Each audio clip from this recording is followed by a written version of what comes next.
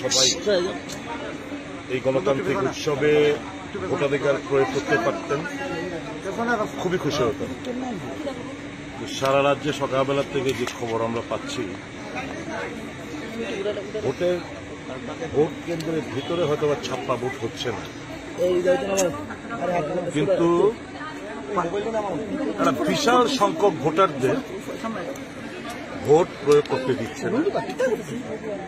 তাদেরকে অনেক জায়গায় থেকে সকালবেলা থেকে লাইন থেকে টেনে বের করে দেওয়া হয়েছে। রাস্তা দিয়ে আসার সময় বাধাপ্রাপ্ত হয়েছে। পোলিং এজেন্টরা যারা সাহস নিয়ে ঢুকেছিল, 1686-র মধ্যে প্রায় আনুমানিক 1362 না কতজন সকালবেলা ঢুকেছিল,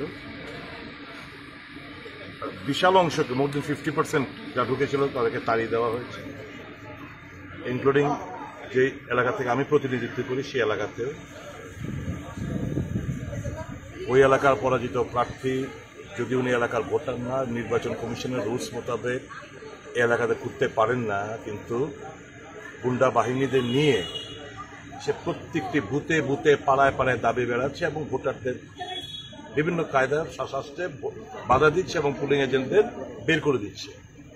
এই চিত্র সর্বত্রই, রাজধানীর আগরতলার মধ্যে একটা সেন্সিটিভ একটা ক্যামেরার পুলিশ প্রশাসনের নজর যেখানে থাকে, এই এলাকায় যদি এই জিনিসগুলো হতে পারে।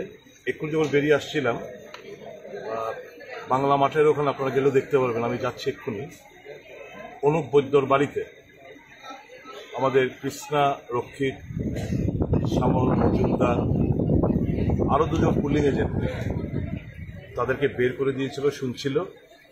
এই বাড়িটা 25-30 জন গুন্ডা বাহিনী এসে ঘেরাও করে রেখেছে। ঝুটন দত্ত ভৌমিক নামক একটি সমাজদ্রোহী এবং তার সাথীরা। এই চিত্র সারা রাজ্য জুড়ে, এবং আপনারা দেখবেন দিনের শেষে আমাদের তো একটা ঐতিহ্য রয়েছে যে 90-93 এরকম আশেপাশে 1-2% এদিক সেদিক হতে পারে, কিন্তু এই 90-93 আশেপাশে ঘোরাফেরা করে যে কোনো নির্বাচন। এবার প্রথম দেখবেন যেটু ভোটারদেরকে তাড়িয়ে দিয়েছে, যেতে দেয়নি, ভোটকে আসতে দেয়নি, ভোটের পার্সেন্টেজ হঠাৎ করে দেখবেন একটা ডিক্লাইন করেছে, ছাপ্পা ভোটও হচ্ছে না। এই ভোটটা এমন না এই ভোটটা অন্যরা দিয়ে দেবে, এই ছাপ্পা ভোটটা বন্ধ হয়ে গেছে, কিন্তু দেখবেন ভোটের পার্সেন্টেজ ডিক্লাইন করেছে। অর্থাৎ কংগ্রেসি এবং কমিউনিস্ট বন্ধুদের যারা আইডেন্টিফাইড ভোটার, তাদের পরিবার পরিজনদের ভোট প্রদান করতে দিচ্ছে না। ইলেকশন কমিশন সম্পূর্ণভাবে ব্যর্থ হয়েছে। যে প্রতিশ্রুতি দিয়েছিল জনসমক্ষে যে নির্ভয়ে ভোট প্রদান করুন, আপনার ভোট আপনি দেবেন, কার্যত ডাহা ফেল।